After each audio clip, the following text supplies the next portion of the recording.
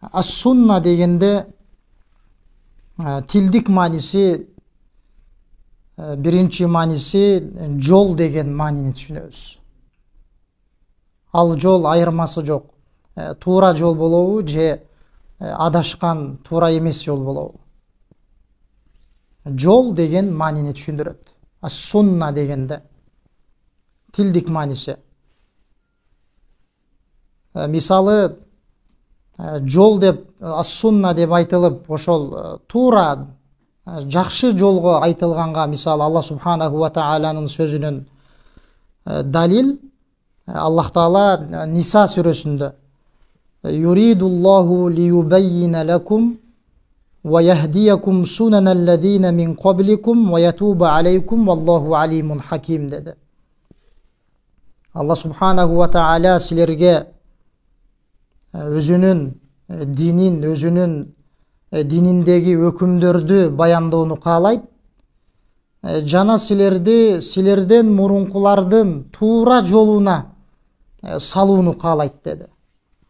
Сунаналлазина мин qablikum деп Аллах субханаху ва таала сунан деген, азыркы биз айтып аткан ас-сунна деген сөздүн көптүктөрүн эскерди. Бул жерде ошол туура жол деген маанини түшүндүрүп атат. Ва ятуба алейкум, Аллах силердин тобоңорду кабыл кылууну каалайт. Валлаху алимун хаким. Ал-ая. Жана ошондой эле пайгамбарыбыз саллаллаху алейхи ва саллам Бухариде келген хадисинде ла таттабиунна санана ман кана qaблакум же сунана ман кана qaблакум шибран би шибр ва зираан би зираа деди. Пайгамбарыбыз, силер өзүңөрдөн алдыңкылардын жолуна карышма карыш, чыканакка чыканак ээрчип кетесиңер деди. Мындайча айтканда, аларга толук түрдө ушунчалык деңгээлде ээрчисиңер деди. Хадистин уландысында келет, эгерде алар, ошол силерден мурунку элдер бир кескелдириктирдин ийинине кирип кете турган болсо, силер дагы ошолордун артынан кирип барасыңар деген. Ошондо пайгамбар саллаллаху алейхи ва салламдан сахабалар: "Я Расулаллах, ал-яхуд ва насара", сиз айтып аткан адамдар яхудтар менен христиандарбы, ошолорду айтып атасызбы деп сурашат.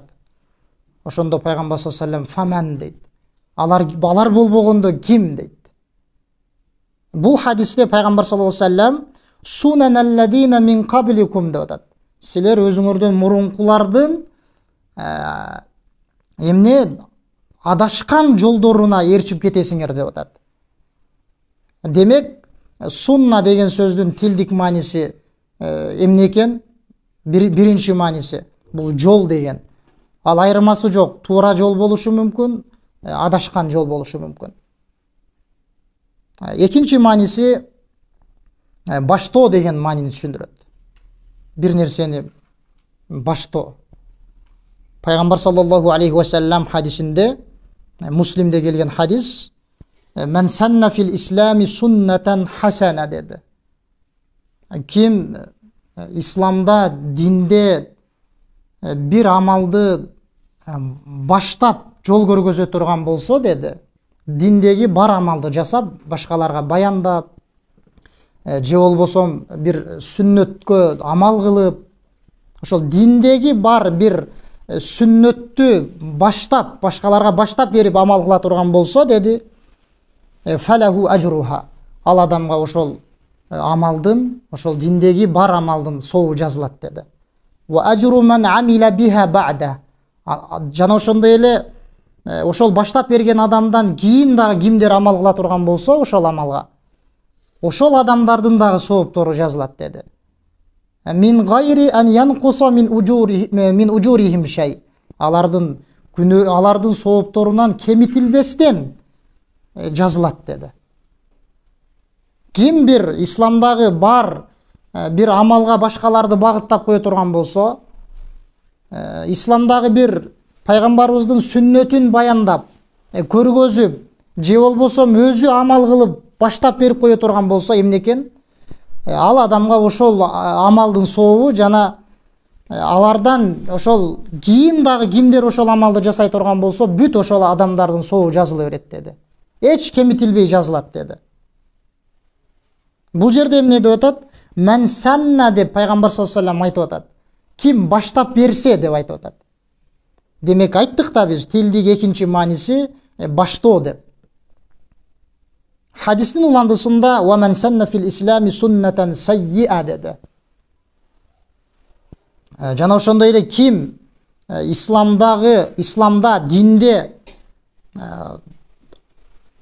туура эмес бир жолду баштап берсе деди, адашкан бир жолду, динге каршы бир амалды башкаларга баштап берип үлгү боло турган болсо деди, фалаху визруха деди.